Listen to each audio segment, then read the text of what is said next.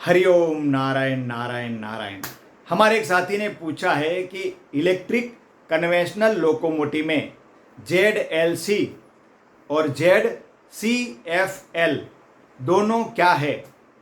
तो electric locomotive में Z अक्षर जो है वो स्विच के लिए यूज़ किया जाता है और H अक्षर भी स्विच के लिए यूज किया जाता है। अधिकतर होता है कि जो रोटेटिंग स्विच है वहाँ पे H अक्षर लगाया जाता है और जो टॉगल स्विच या लीवर स्विच है वहाँ पे Z अक्षर लगाया जाता है। उससे मालूम पड़ जाता है कि ये स्विच है। जैसे आपने देखा होगा टीवी पैनल पर HMCS, HVMT1, HVMT2, HVSL, तो वो सब स्विच हैं। इसी प्रकार ZLC, Z का मतलब स्विच, L का मतलब लैंप और C का मतलब कैब। तो ये कैब लैंप का स्विच है। कैब लाइट इससे चालू होती है।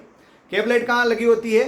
देखा होगा आपने, लोको पायलट साइड और असिस्टेंट लोको पायलट दोनों साइड एक एक बल्ब लगा होता है।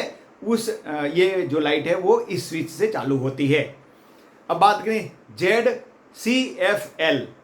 C का मतलब कॉम्पैक्ट, F का मतलब फ्लोरेसेंट और L का मतलब लैंप।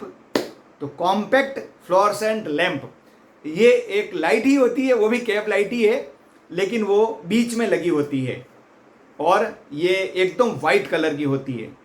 तो देखा होगा आपने, जैसे जैसे टेक्नोलॉजी चेंज होती है तो लाइटें भी चेंज होती है। जैसे लोकोमोटिव की कुछ लाइटें LED वाली है तो एकदम तेज रोशनी, सफ़ेद रोशनी जाती है। कारों में भी है ऐसा।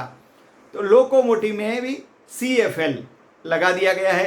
तो उसका जो स्विच है उस स्विच का नाम है ZCFL। तो उस स्विच से ये लाइट जलेगी। कभी कभी ऐसा हो कि ये लाइट, क्योंकि ये तेज रोशनी प्रदान करती है, तो कभी हमें तेज रोशनी नहीं चाहिए तो ZLC के द्वारा कैब लैंप को प्रकाशित कर लेंगे, और जब तेज रोशनी चाहिए तो ZCFL को क्लोज करके इसको हम प्रकाशित कर सकते हैं। तो दोनों है वैसे कैब लाइट के लिए ही है और दोनों कैब लाइटें ही हैं, लेकिन थोड़ा चेंजेज है उसकी बनावट में, रोशनी में। इसके लिए अलग अलग स्विच आवश्यकता अनुसार उसको हम उपयोग में ले सकते हैं, दिए हुए हैं। इसी प्रकार के और वीडियो देखने के लिए आप हमारे चैनल को सब्सक्राइब कीजिए, ताकि जब भी कोई नया वीडियो अपलोड होता है तो आपको उसका नोटिफिकेशन मिल जाएगा। और लाइक करना और कमेंट करना तो बिल्कुल नहीं भूलना है। नमस्कार।